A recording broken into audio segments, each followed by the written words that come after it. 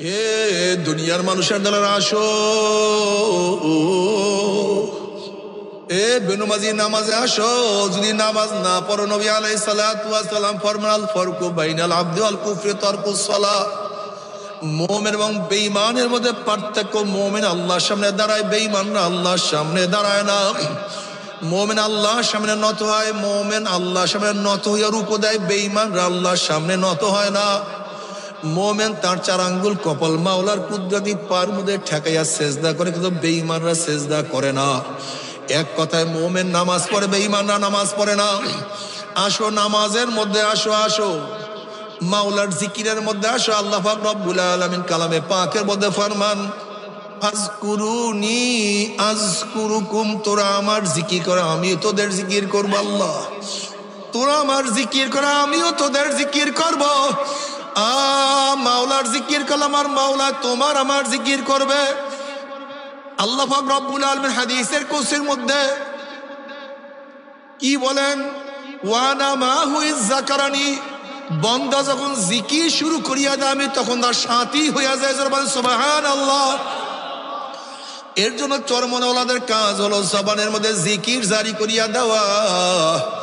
তুমি হাঁটবা, চলবা, রিক্সাওয়ালা ভাই তুমি হাত দিয়া হ্যান্ডেল ধরবা, পাও দিয়া পেট্রোল ঘুরাবা, চক্ষু দিয়া রাস্তা দেখবা, জবান দিয়া কি করবা?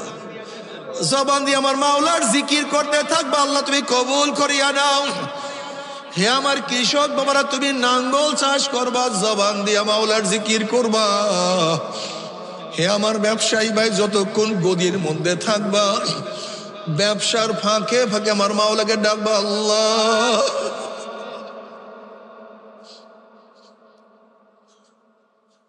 কলবটাকে মাওলার সাথে লাগাইয়া দাও। ঈসা আলাইহিস সালাতু ওয়াস সালাম, ইয়াহইয়া আলাইহিস সালাতু ওয়াস সালাম দুইজন আপন খালাতো ভাই, দুইজনে একত্রিত হইয়া বাজারের মধ্যে চলতেছিলেন। হঠাৎ ইয়াহইয়া আলাইহিস সালাতু ওয়াস সালামের সাথে এক মহিলার ধাক্কা লাগছে। ঈসা আলাইহিস সালাতু ওয়াস সালাম বললেন, আপনার খেয়াল কোথায়? আপনি কি দেখেন না? বলে, ভাই যদি এক মুহূর্ত মাওলার থেকে আমি গাফেল থাকি, মনে হয় যেন সবকিছু হারাইয়া ফেলাইছি। আমার কলব সব সময় মাওলার দিকে লটকানো থাকে। আল্লাহ কবুল করিয়া নাও। এরকম হাজারো দুনিয়ার মধ্যে মানুষ আছে যারা চলাফেরা করে কিন্তু কলবটা মাওলার দিকে ফিরানো থাকে। এক মুহূর্ত মাওলার থেকে তারা গাফেল থাকে না। ওয়ালা তাকুম মিনাল গাফিলিন, তোরা গাফেল হইস না। আল্লাহ, এ আমার যুবক বাবার একটু খেয়াল করি একটা ঘটনা শুনো। ঈসা আলাইহিস সালাতু ওয়াস সালাম একদিন এক বস্তির নিকট থেকে, গ্রামের নিকট থেকে রওনা করলেন। এক যুবক ঈসা আলাইহিস সালাতু ওয়াস সালাম দেখিয়ে চিনিয়া ফেলাইছে এটা নবী ঈসা। এবার ওই যুবক ঈসা আলাইহিস সালাতু ওয়াস সালাম বললেন, নবী ঈসা আপনি আল্লাহর কাছে দোয়া করেন মাওলা যেন তার মুহাব্বতের এক অণু পরিমাণ মুহাব্বত আমাকে দান করে। যুবকরা, তোমরা দোয়া চাও যে আমাকে ধনী বানায়া দেয়, আমাকে মাওলায় বড় একটা চাকরি দিয়া দেয়, আমাকে মাওলায় বিশাল গাড়ি বাড়ির মালিক বানায়া দেয়।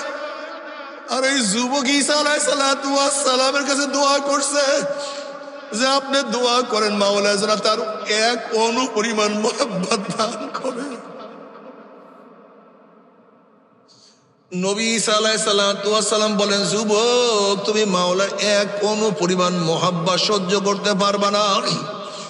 এবার যুবক বলছে, তাহলে মাওলার কাছে দোয়া করেন মাওলা যেন অর্ধ অণু পরিমাণ মুহাব্বত দান করে। এবার ঈসা আলাইহিস সালাতু আল্লাহর কাছে বললেন, মাওলা হে তোমার মুহাব্বতের অর্ধ অণু পরিমাণ মুহাব্বত তুমি এই যুবককে দান করো। এই দোয়া করিয়ে ঈসা আলাইহিস সালাতু ওয়াস সালাম চলিয়া গেলেন। অনেকদিন পরে সেই বস্তি নিকটে আসার পরে ঈসা আলাইহিস সালাতু ওয়াস সালামের খেয়াল আসছে সেই যুবকের জন্য যে অর্ধ অণু পরিমাণ মুহাব্বত দান করার দোয়া করলাম, সে কেমন আছে, কোথায় আছে? হে আমার যুবক বাবারা, মুরব্বী বাবারা, পর্দায় মা বোনেরা, তাদের খেয়াল আর আমাদের খেয়াল, তাদের অবস্থার আমাদের অবস্থা একটু খেয়াল করিয়া দেখো।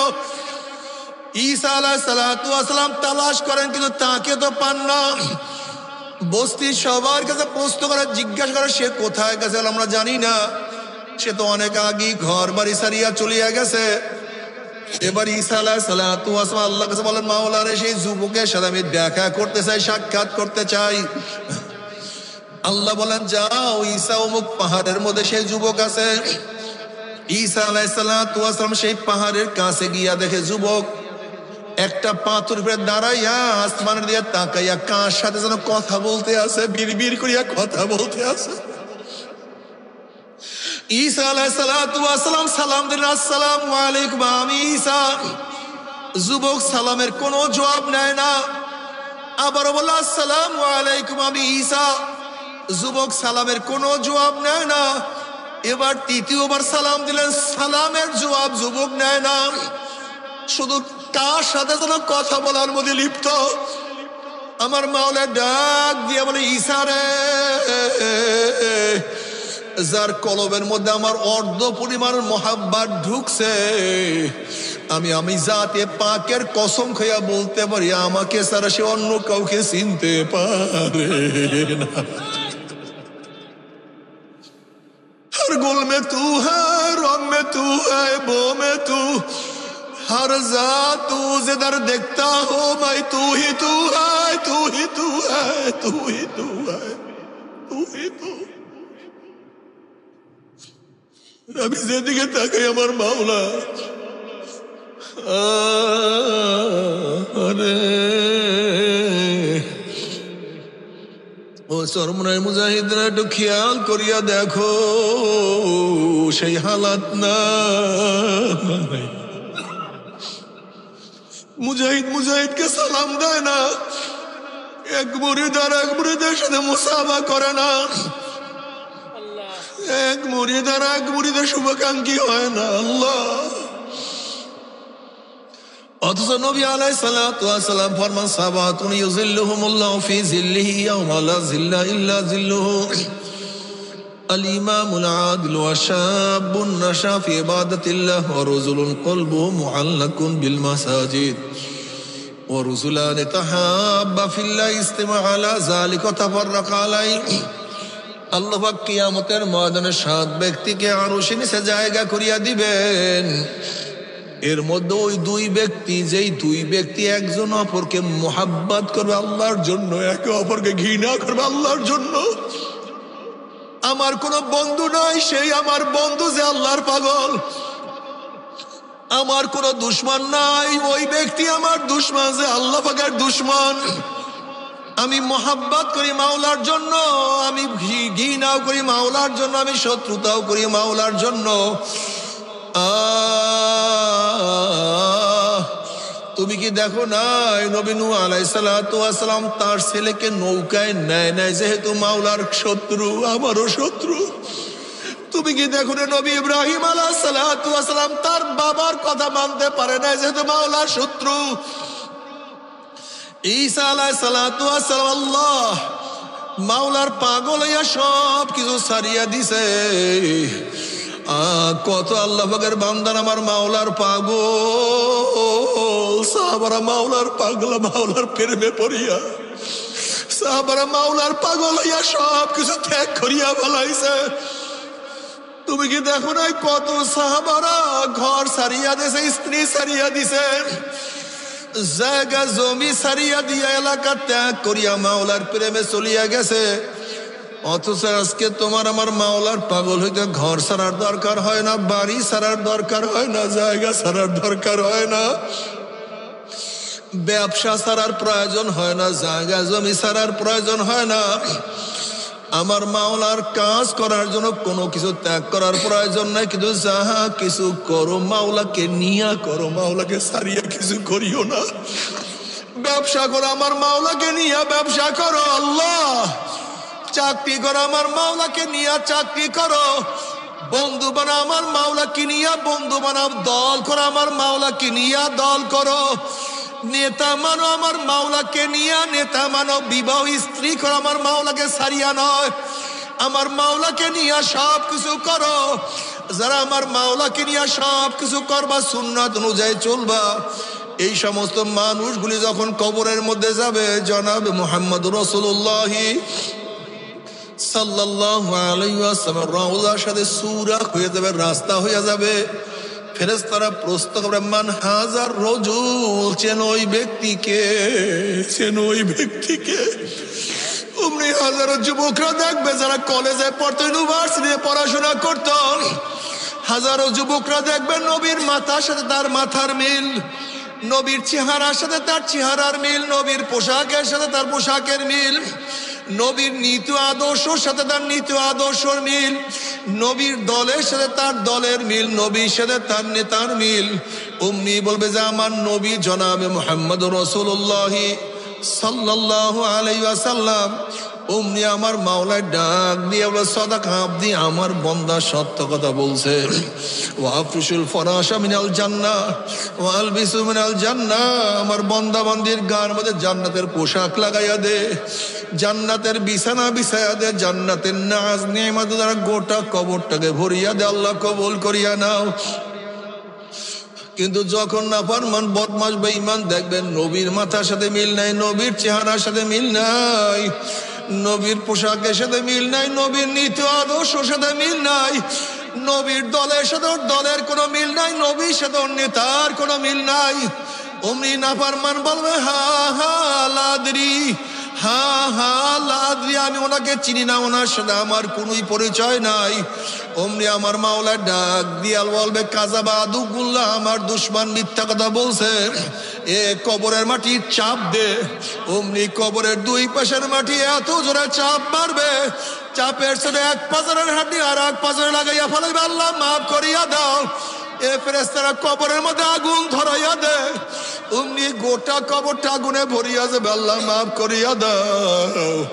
যদি কিয়ামতের ময়দানে সুন্নাত পালন করিয়া কিয়ামতের ময়দানে উঠতে পারো, আল্লাহ কবুল করিয়া না।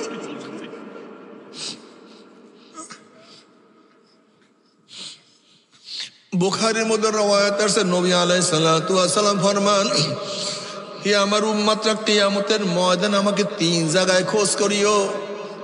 হাউজে কাউসারের কিনারে আমাকে খোঁজ করিও, মিজানের কাছে পাল্লার কাছে আমাকে খোঁজ করিও, উসরাতের গোড়ায় আমাকে খোঁজ করিও। নবী আলাইহিস সালাতু ওয়াস সালাম হাউজে কাউসারের কিনারায় থাকবে।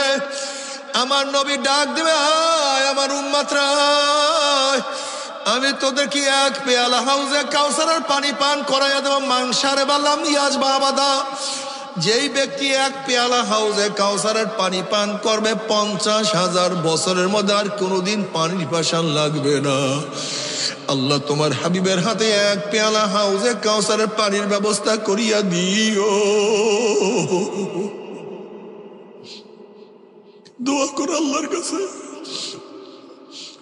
মনে মনে দোয়া করো, কলবটাকে আল্লাহর দিকে ঝুঁকাইয়া দাও, কলবটাকে মাওলার সাথে লাগাইয়া দাও, মন থেকে দোয়া করো, মাওলা হে, মাওলা হে, তোমার নবীর হাতে এক পেয়ালা হাউজে কাউসারের পানি পান করার ব্যবস্থা করিয়া দিও।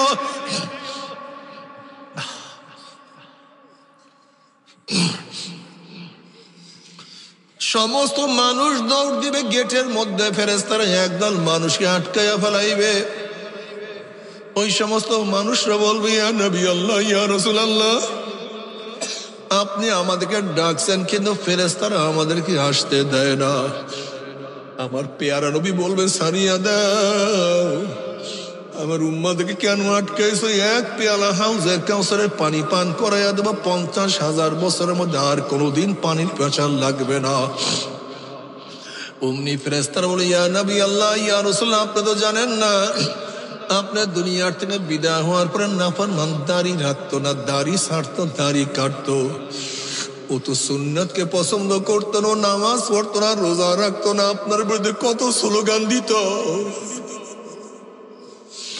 আপনার আদর্শ নীতি ওর কাছে ভালো লাগতো না, বরং আপনার নীতি আদর্শ যারা পালন করতো তাদেরকে কত টিটকারি ফাইজলামি, কত অপমান অপদস্থ করতো, কত মারা মারতো। ইয়া নবী আল্লাহ, ইয়া রাসূল, নামাজ রোজার কাছেও যাইতো না, দিনকে পরিবর্তন করিয়া ফেলাইছেন। এই কথা শোনার সাথে সাথে আমার নবী আলাইহিস সালাতু ওয়াস সালাম কলিজায় দাগ লাগিয়া যাবে।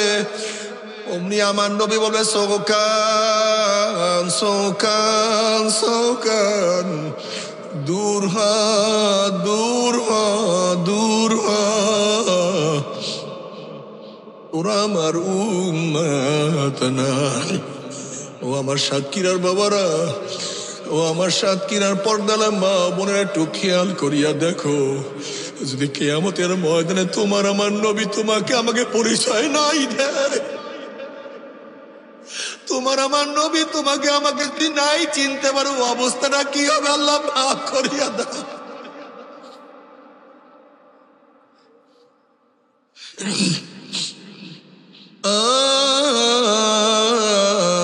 নবী আলাইহিস সালাতু ওয়াস সালাম মিজানের কাছে থাকবে, পাল্লার নিকটে থাকবে, তার উম্মতকে ওজন করা শুরু করবে।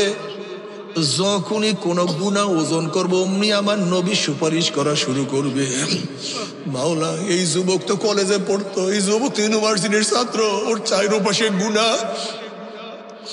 এরপরে এই ছেলে গুনার থেকে বাঁচার হাজারো চেষ্টা করছে। এই ব্যক্তির ঘরের মধ্যে গুনাহ, বাইরের মধ্যে গুনাহ, তারপরে গুনার থেকে হাজারবার বাঁচার চেষ্টা করছে। এই মহিলার চারিদিকে গুনাহ, তারপরে গুনার থেকে বাঁচার হাজারো চেষ্টা করছে। এ তো গরিব মানুষ গুনার থেকে বাঁচার চেষ্টা করছে, ধনী মানুষ গুনার থেকে বাঁচার চেষ্টা করছে। এই যুবক, এই মুরব্বী, এই পুরুষ, এই মহিলা গুনার থেকে বাঁচার হাজারো চেষ্টা করছে, কিন্তু এরপরে দুই একটা গুনাহ তো এখনো দেখা যায়। মাওলা, গুনাহটাকে ওজন করিও না, এটাকে বাদ দিয়া দাও। বুখারী শরীফের মধ্যে রওয়ায়াত আছে, কিয়ামতের ময়দানে আল্লাহ পাক নবীকে বলবেন, এ আমার নবী, সাল তুতা ইশফা তুশাফা, এ আমার নবী, আপনি আমার কাছে চান, যা চাইবেন আমি দিয়া দেব। আপনি আমার কাছে সুপারিশ করবেন, যে সুপারিশ করবেন আমি সুপারিশ কবুল করব। নবী আলাইহিস সালাতু ওয়াস সালাম তোমার জন্য, আমার জন্য সুপারিশ করবে, আমার মাওলাই কবুল করবে। খোদা না খাস্তা, খোদা না খাস্তা, নবী আলাইহিস সালাতু ওয়াস সালাম তোমার পক্ষে আমার পক্ষে যদি সুপারিশ নাই করে, উপায় তো হবে না। বুখারীর মধ্যে দীর্ঘ এক রওয়ায়াত আছে, নবী আলাইহিস সালাতু ওয়াস সালাম পুসরাতের কিনারায় দাঁড়ানো থাকবে, তার উম্মতরা পাড়ি দেওয়া শুরু করবে। একদল উম্মতের ঈমান আমল এত মজবুত, ওই 30,000 বছরের পুসরাত এক সেকেন্ডের মধ্যে পাড়ি দিয়ে আমার মাওলার জান্নাতে চলিয়া যাবে। বুখারীর মধ্যে রওয়ায়াত আছে, নবী রাসূলগণ ও যখন পুসরাত পাড়ি দিতে থাকবে, তাদের জবানের মধ্যে শুধু থাকবে আল্লাহুম্মা সাল্লিম, আল্লাহুম্মা সাল্লিম, আল্লাহুম্মা সাল্লিম। হে আল্লাহ, সহি সালামতে নিরাপদে পুসরাত পাড়ি দেওয়ার তৌফিক দিয়া দাও, নিরাপদে সহি সালামতে পুসরাত পাড়ি দেওয়ার তৌফিক দিয়া দাও। কোন বুদ্ধিমানের বুদ্ধির মাধ্যমে পুসরাত পাড়ি দেওয়া সম্ভব না, কোন বিবেকের মাধ্যমে পুসরাত পাড়ি দেওয়া সম্ভব না, যদি মাওলার রহমত না করে ওই পুসরাত পাড়ি দেওয়া যাবে না। একদল উম্মত বাতাসের গতিতে পুসরাত পাড়ি দিয়া চলিয়া যাবে, আর একদল উম্মত জোরে চড়নেওয়ালা ঘোড়ার গতিতে পাড়ি দিয়া চলিয়া যাবে। কেউ দৌড়াইয়া দৌড়াইয়া চলিয়া যাবে, কেউ হাঁটিয়া হাঁটিয়া চলিয়া যাবে। হাদিসের মধ্যে আসছে এমনও অনেক মানুষ হবে, একবার পুসরাতের উপরে উঠবে, আবার পড়িয়া যাবে, আবার উঠবে, আবার পড়িয়া যাবে। এরকম করতে করতে কোন রকমের গিয়া উপরে উঠিয়া যাবে। আল্লাহ একজনের মধ্যে কবুল করিয়া নিও। কিন্তু আর একদল নাফরমান, যাদের ঈমানের মজবুতি নেই, আমলের মজবুতি নাই, তারা দেখবে লক্ষ লক্ষ মুমিন মুত্তাকিনরা পুসরাত পাড়ি দিয়া চলিয়া যায়। তাদের মনের মধ্যে আশা হবে আমরা পুসরাত পাড়ি দিতে পারবো। যেমন কত বাবা দেখবে ছেলে চলিয়া গেছে, যেরকম নবী ইব্রাহিম আলাইহিস সালাতু ওয়াস সালামের বাবা দেখবে ছেলে চলিয়া গেছে, বাবা আটকা পড়িয়া গেছে। আবার কত ছেলে দেখবে বাবা চলিয়া গেছে, ছেলে আটকা পড়িয়া গেছে। যেরকম নবী নূহ আলাইহিস সালাতু ওয়াস সালামের ছেলে দেখবে বাবা চলিয়া গেছে, সন্তান আটকা পড়িয়া গেছে। আবার কত স্ত্রী দেখবে স্বামী চলিয়া গেছে, স্ত্রী আটকা পড়িয়া গেছে। যেরকম নবী লূত আলাইহিস সালাতু ওয়াস সালামের স্ত্রী দেখবে তার স্বামী চলিয়া গেছে, স্ত্রী আটকা খাইছে। আবার কত স্বামী দেখবে স্ত্রী চলিয়া গেছে, স্বামী ধরা পড়ছে। যেরকম ফেরাউন দেখবে তার স্ত্রী আসিয়া চলিয়া গেছে, ফেরাউন স্বামী আটকা পড়ছে। নাফরমানদের মনের মধ্যে আসাবে আমরা পুসরাত পাড়ি দিতে পারবো যখন ইমানবিহীন আমলবিহীন হামাগুড়ি হাপ্পুর দিয়া আস্তে আস্তে আস্তে আস্তে পুষে উঠবে। অমনি কাটিয়া কাটিয়া পিছলাইয়া পিছলাইয়া গুম গুম গুম করে জাহান্নামে পড়িয়া যাবে। আল্লাহ মাফ করিয়া দাও, আল্লাহ আমাদের সবাইকে মাফ করিয়া দাও। খুবই কঠিন, খুবই কঠিন। নবী আলাইহিস সালাতু ওয়াস সালাম ফরমান, হে আমার উম্মতেরা, পুসরাতের কিনারায় যাবার পরে কার কোনো হুঁশ থাকবে না।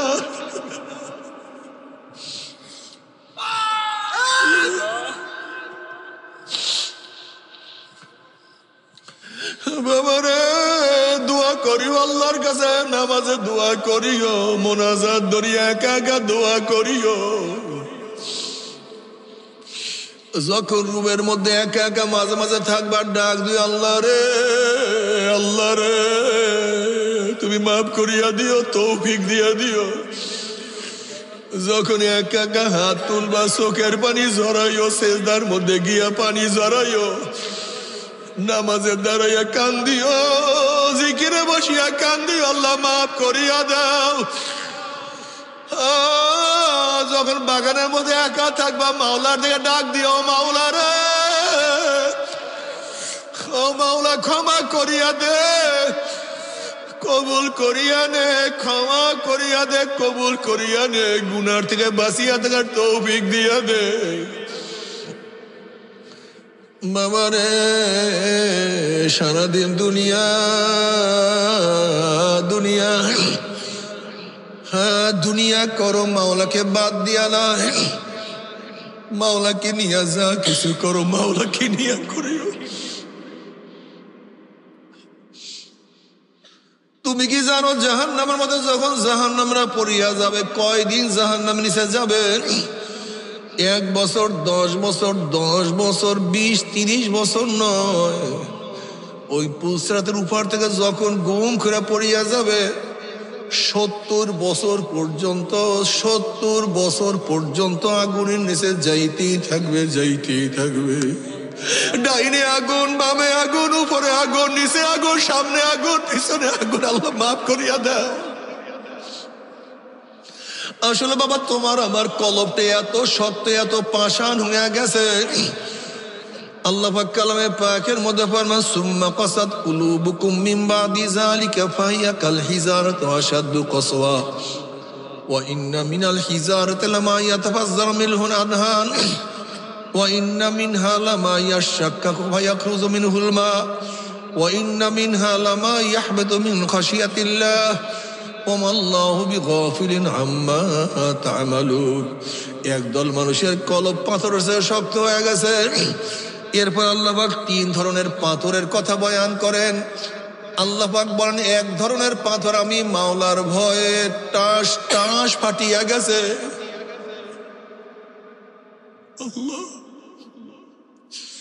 এবং সেখান থেকে পানি বাহাইতে আছে। আর একদল পাথর কানতে কাঁদতে নহর জারি করিয়া ফেলাইতে আছে। আর একদল পাথর আমি মাওলার ভয়ে গড়াইয়া গড়াইয়া পড়িয়া যাইতে আছে। ও পাথরের চেয়ে শক্ত কলবের লোকেরা, পাথর মাওলার ভয়ে কান্দে, মাওলার ভয়ে গড়াইয়া যায়, মাওলার ভয়ে ফাটিয়া যায়। আর তোমার আমার কলব এত শক্ত হইয়া গেল, মাওলার ভয়ে কান্না কাটি না।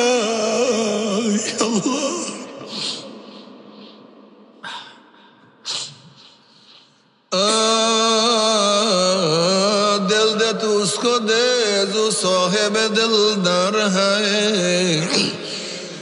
बेदिलों से दिल लगाना जिंदगी बर्बाद है। बाबा रे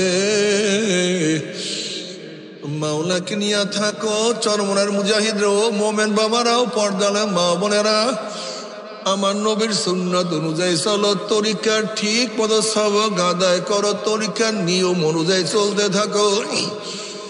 জবানের থেকে জিকির ছাড়িও না, 5 ঔষধ 5 শর্ত 3 শর্ত ছাড়িও না।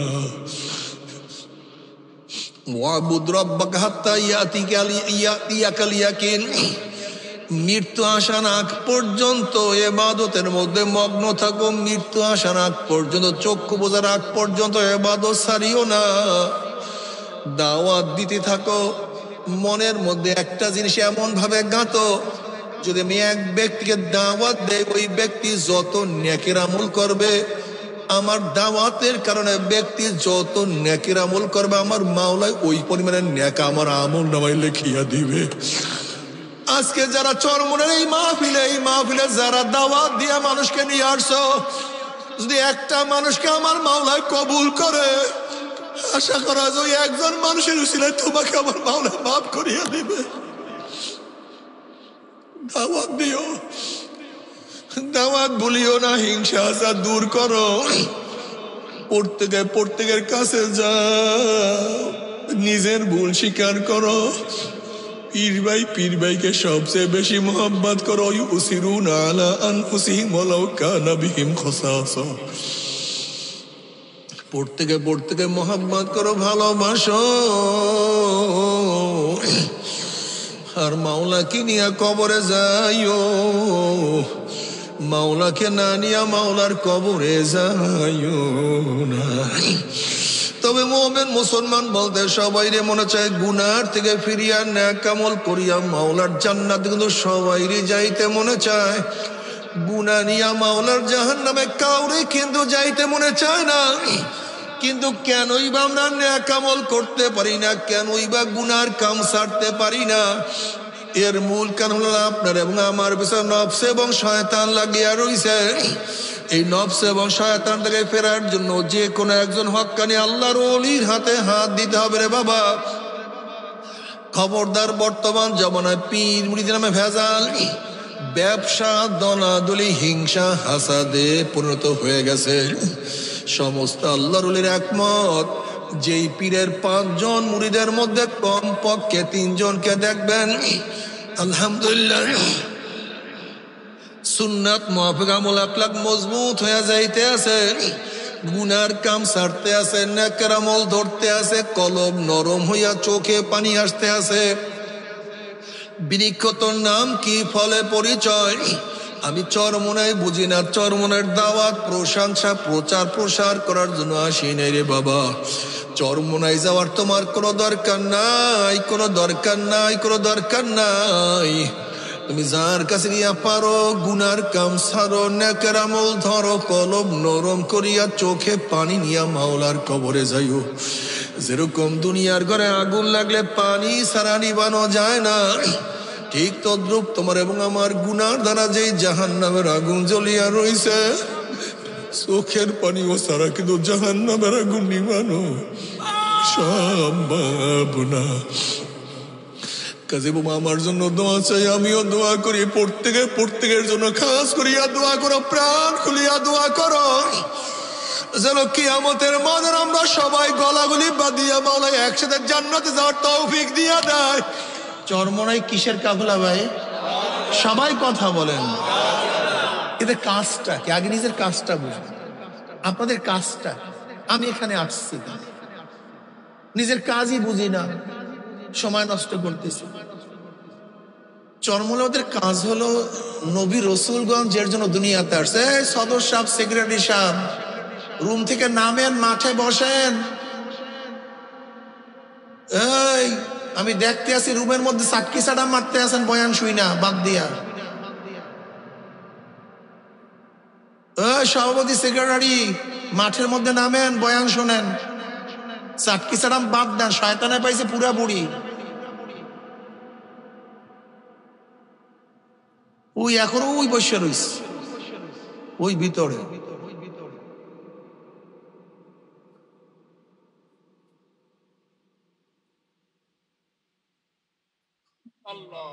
বুঝাইতে পারিনি। যেই ডিমগুলি মুরগির পাখনা নিচে, আমাদের সভাপতির নাম জানে কি না, আব্দুর রাজ্জাক সাহেব, আব্দুর রাজ্জাক সাহেব,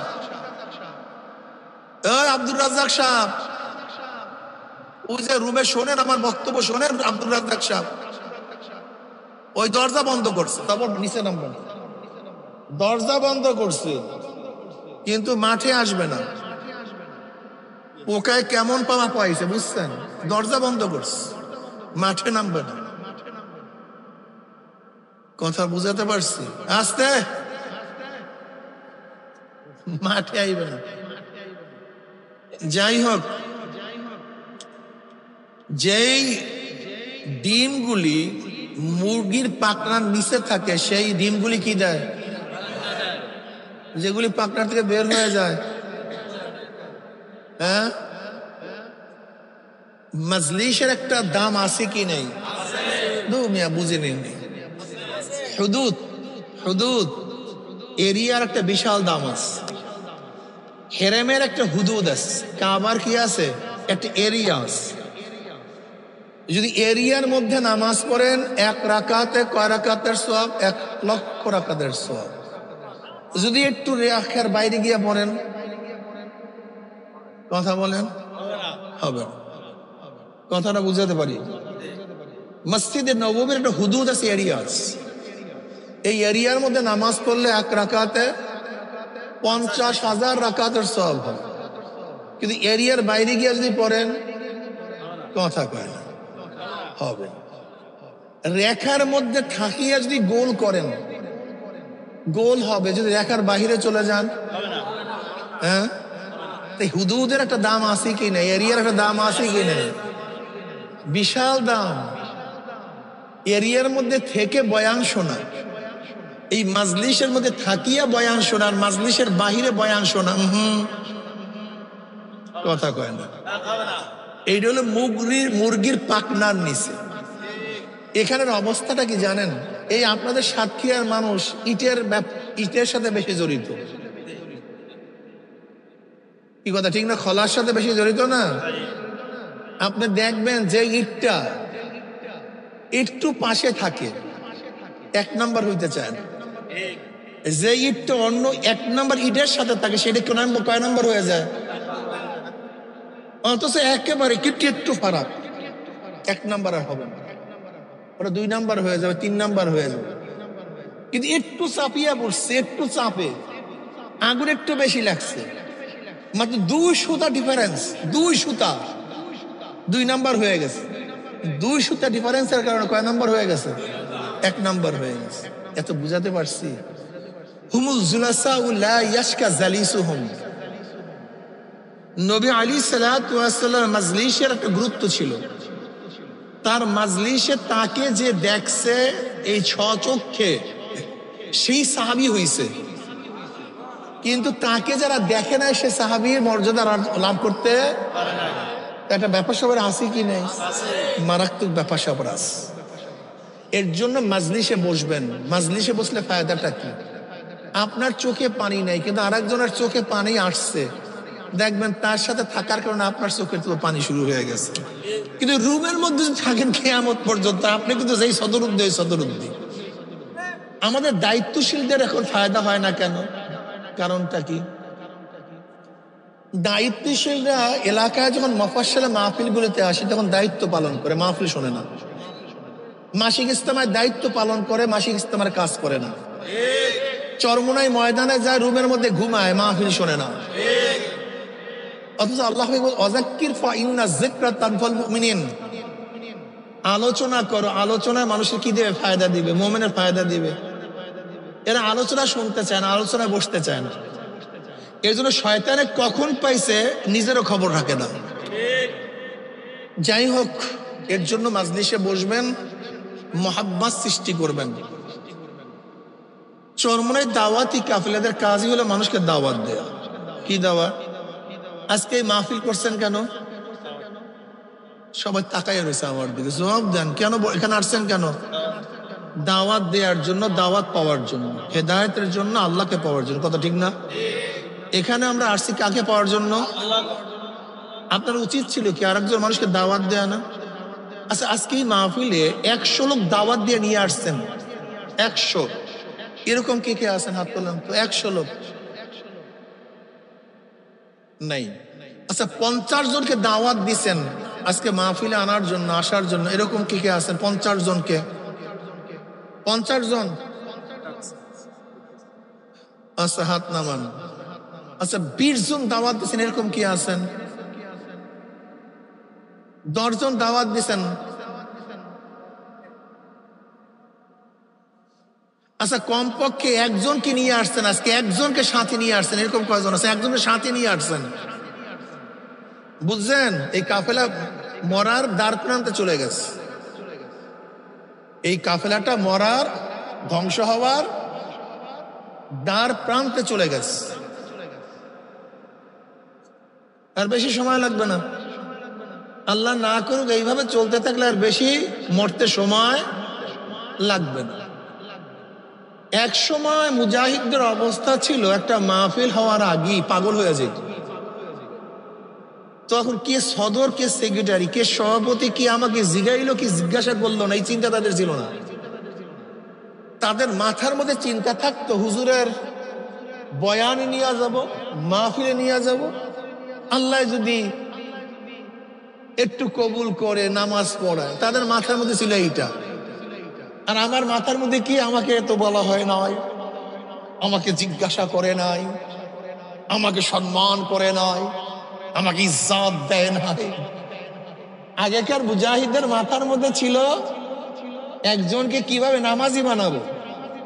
আর এখন আমার মাথার মধ্যে ঢুকছে আমার ইজ্জতের অবস্থাটা কি, আমার সম্মানের ইজ্জতের অবস্থাটা কি। বুঝছে রে আল্লাহ রে। আগেকার জমানায় একজন মুজাহিদ এলাকার থেকে কমপক্ষে একটা ভ্যান গাড়ি ভইরা লোক নিয়ে আসতো। ভাই চলো মাহফিলে, চলো ভাই মাহফিলে। মাথার মধ্যে ফেকের ছিল। এই ফেকেরের কারণে চরমোনাইর মুজাহিদ হয়েছে। আজকে আমাদের মধ্যে কোনো ফেকের নেই। একজনকে দাওয়াত দিয়ে নিয়ে আসবে, এই ফেকের আপনার মধ্যে আমার মধ্যে আসেই না। খুব ভালো মুজাহিদ হয়েছেন আলহামদুলিল্লাহ, খুব ভালো তারাক্কি লাভ করছেন। শয়তানে একেবারে পুরাপুরি পাইয়া গেছে। তোমাদের কাজটা, হ্যাঁ ভাই বয়ান শোনেন নত কাজ করেন।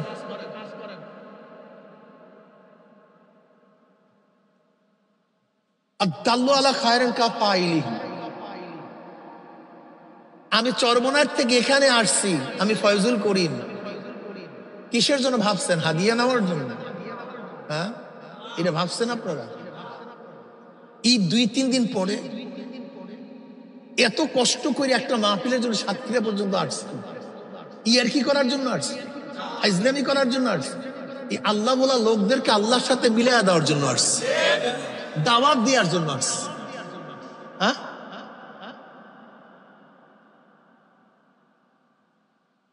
অথচ দেখা যায় আমাদের মধ্যে এই টেনশন নাই, চিন্তা নাই, ভাবনা নাই। অর্থাৎ তোমার মাথার মধ্যে যে পরিকল্পনা ছিল আল্লাহওয়ালা বানাবার, সেই পরিকল্পনা দূর হইয়া তোমার মাথার মধ্যে শয়তান ঢুকাইয়া দিছে নেতৃত্ব দেয়া। আর তুমি নেতৃত্ব দেবে শয়তানের মধ্যে, গাছের মধ্যে। যদি লোক না থাকে, যদি নতুন লোক না থাকে, তুমি কাকে নেতৃত্ব দিবা? কার লিডার হবা তুমি? তোমার তো লোকই নেই। তুমি আগে তো লোক বাড়াবা, তারপর নেতৃত্ব দিবা। তোমার তো ছাতা মাথা কিচ্ছু নেই, তুমি কিসের নেতৃত্ব দিবা? লিডার হয় এত সহজ? হ্যাঁ, অথচ দেখা যায় আজকে আমাদের যুব আন্দোলন কোন এলাকার জানি, সামনাগর দিয়ে অনেক যুবককে নিয়ে আসছে। কারা কারা আসছো ডাকো তো, সামনাগর দিয়ে যুবকরা কারা? দাঁড়াও তো একটু দেখি, দাঁড়া। এই যে দেখ, নতুন নতুন পোলা। এরকম যদি প্রত্যেকের মেজাজ থাকতো দাওয়াতের, তা আজকে অবস্থাটা কি হইতো বলেন তো? বসো তোমরা বাবা। হ্যাঁ, নিজেদেরকে হক মনে করো, হক হক হক হক বলতে বললে জীবন শেষ। তুমি হক হইয়া কি দাওয়াত দাও, আর বাতিলরা কি পরিমাণে দাওয়াত দেয়।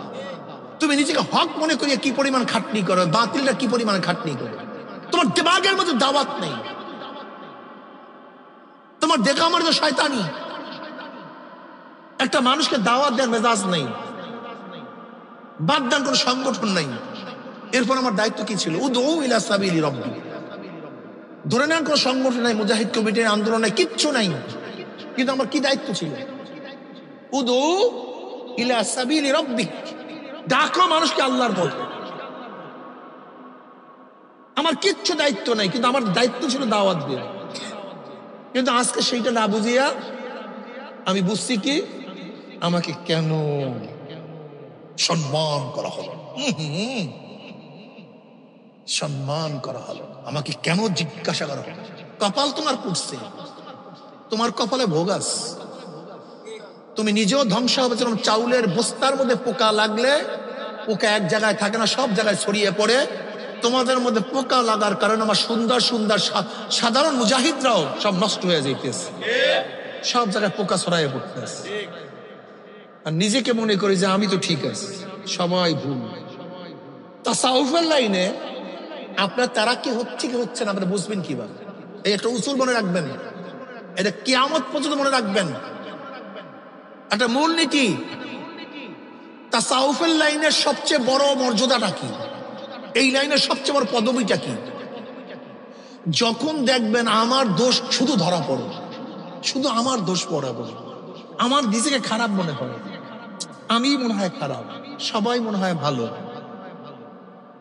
অর্থাৎ যখন নিজেকে খারাপ মনে লাগবে, অন্যকে ভালো মনে হইবে, মনে করবে তুমি অগ্রসর হইতে আস, তুমি উত্তীর্ণ হইতেছো, তুমি উপরের দিকে যাইতেছো। আর যখন মনে করবে আমার কাছে আমাকে বড় মনে হয়, সবাইকে খারাপ মনে হয়, আমি ঠিক, সবাই গ্যাঞ্জাম, সবাই বেঠিক, মনে করবা তুমি ধ্বংস হইতেছো। শয়তান তোমার হাত পার মধ্যে রশি লাগাইয়া ফেলাইছে, তোমার অবস্থা কেরাসিন, তুমি ধ্বংস হবার নিশ্চিত। আমি অনেক সময় চরমনে মুজাহিদদেরকে বলি, যখন চরমনায় প্রথম মুরিদ হয়েছিলাম তখন তোমার কলবের হালাত কি ছিল, আর এখন কি অবস্থা? যখন চরমনায় প্রথম মুজাহিদ হয়েছিল তোমার চোখের পানির অবস্থা কি ছিল, নামাজের হালাত কি ছিল? মনে করো তো সেই নামাজের কথা। তখন নামাজে দাঁড়াইতা কি সুন্দর নামাজ ছিল, যখন জিকিরে বসতা তখন কলবের হালাত কি ছিল, যখন মাহফিলে বয়ানে বসতা তখন তোমার হালাতটা কি ছিল? তোমার তখন কি হালাত ছিল? মনে হয় সমস্ত মানুষকে দাওয়াত দিয়া মসজিদে ঢুকাই দেয়, এই প্রেশারই তোমার মধ্যে ছিল। আর এখন সেই প্রেশারই তোমার মধ্যে নেই। তোমার তো হালাত কি ছিল? সমস্ত মানুষকে দাড়ি কিভাবে রাখাবো, তোমার টেনশন একটাই ছিল, কিসের সেক্রেটারি, কিসের সভাপতি, আর কিসের ক্ষমতা, এগুলো তোমার ধারে কাছেই তো ছিল না। তোমার সবসময় খেয়াল কি ছিল? যে ব্যক্তি আল্লাহ ওয়ালা না তাকে কিভাবে আল্লাহ ওয়ালা বানাবো, যে ব্যক্তি আল্লাহকে চিনে না তাকে কিভাবে আল্লাহর পরিচয় দান করব।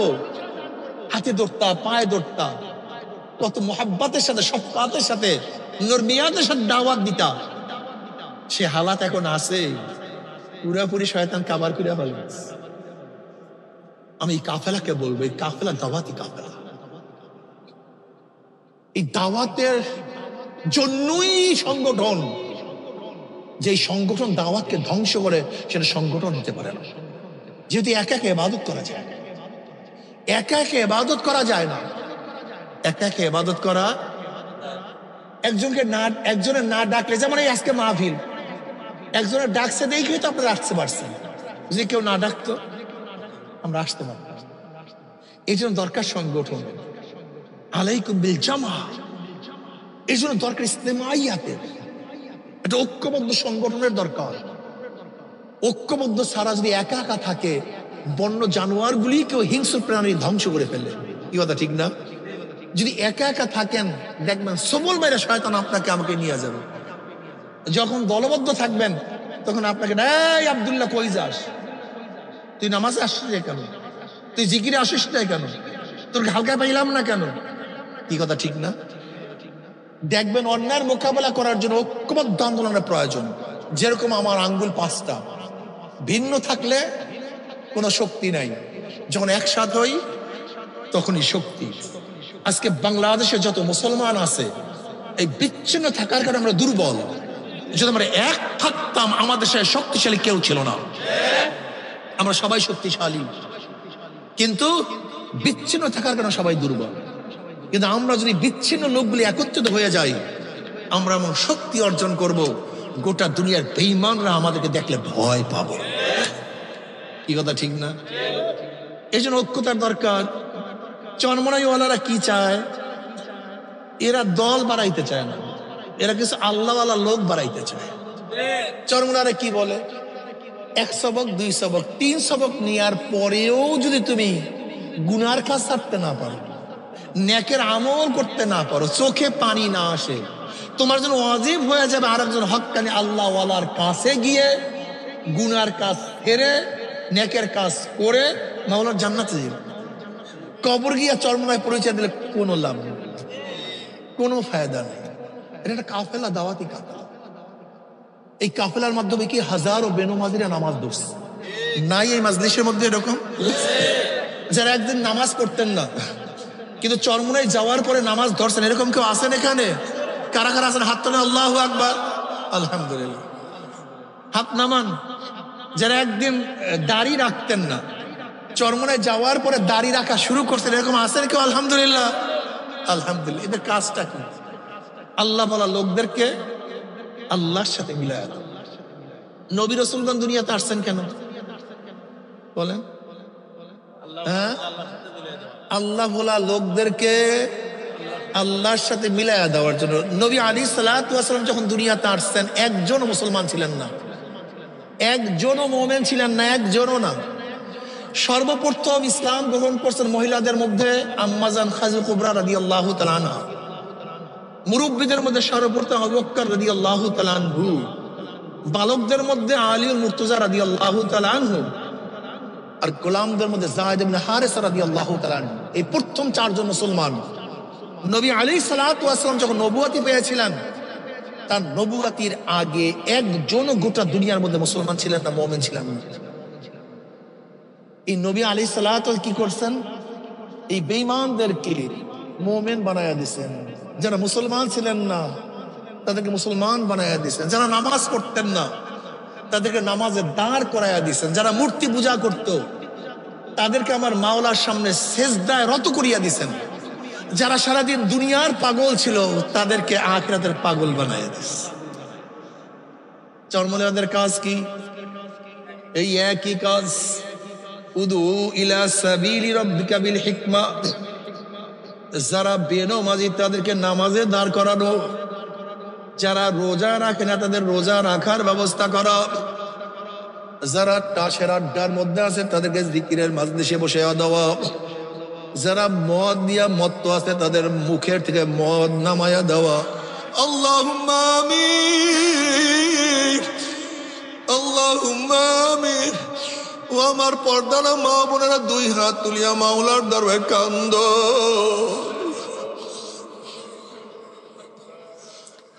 দুই হাত তুলিয়া মাওলার দরবারে কান্দো আর মাওলার কাছে মাপ চাও। কান্না না আসলে মনের বুঝরে মন একদিন এই ঘরের দরজা দিয়া নতুন বউ হইয়া উঠছিল রে মন। কত মেয়ে লোকের শরবত খাওয়াইছে, কত মেয়ে লোকের বাতাস করছে, আবার একদিন এই ঘনের দুয়ার দিয়া মরাল আসিয়া বাইর হব। ছেলে কানবে মামা করে, মেয়ে কানবে মামা করে, ওরে মন জবাব তোমার দিব না। আল্লাহ আল্লাহ কত আলেম ওলামাকে নিয়ে হাত তুললাম রে মাওলা। আল্লাহ কত সাদা দাড়িওয়ালা ভাইদেরকে নিয়ে হাত তুললাম রে মাওলা। আল্লাহ কত বেগুনা নাবালেগ তালবে আলেম ভাইদেরকে নিয়ে হাত তুললাম রে মাওলা। আল্লাহ কত জাকিরিন শাকিরিন তোমার খাস খাস বান্দাদেরকে নিয়ে হাত তুললাম রে মাওলা। আল্লাহ আমি তো গুনাহগার, আমার দিকে না তাকাইয়া তোমার যেই বান্দার হাত পছন্দ নয় তার উসিলে আমাদের সবার গুনাহ কথা মাফ করে দাও। মালিক রে তুমি মাফ করবাই না, ক্ষমা করবাই না, তাহলে তোমার বান্দার এখানে কেন আসছে? আমরা তো চাউল নেওয়ার জন্য আসি নাই, রিলিফ নেওয়ার জন্য আসি নাই, কম্বল পাওয়ার জন্য আসি নাই। আমরা এত কষ্ট করিয়া কোনো বিপদে পড়িয়া আসি নাই। কেউ নামাজ কাজা করিয়া ফেলাইছি, কেউ রোজা সারিয়া দিছে, কেউ বেপরদা অপকর্মের মধ্যে লিপ্ত হইয়া গেছে, কেউ হারাম কবিরা গুনাহ করিয়া ফেলাইছি, আল্লাহ আমরা জাহান্নামের কাজ করিয়া ফেলাইছি, আল্লাহ জাহান্নামের খাতার থেকে আমাদের নামটা কাটিয়া দাও, আল্লাহ জাহান্নামের খাতার থেকে আমাদের নামটা কাটিয়া দাও, আল্লাহ জান্নাতুল ফেরদাউসের মধ্যে আমাদের নামটা উঠাইয়া নাও মালিক রে, মালিক রে, মালিক। তুমি একটু তাকাইয়া দেখো, তোমার গোলামদেরকে দিকে দেখো, আমার যুবক আমাদেরকে কবুল করিয়া না,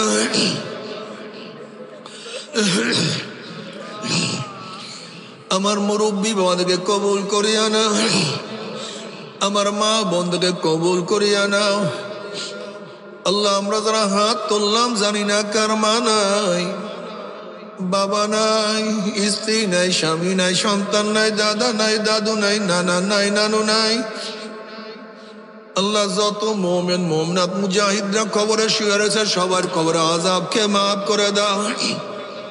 ইয়া আল্লাহ খাস করে আমাদের শায়েখ ও মুর্শিদের কবরকে জান্নাতের বাগিচা বানাও দাও। মা দাদা সহ তামাম দুনিয়ার মাশায়েখদের মাকামকে জান্নাতের মধ্যে বুলন্দ করে দাও। আমাদের আহল আওলাদ তোমার খাস গোলাম বান্দী হিসেবে কবুল করে নাও।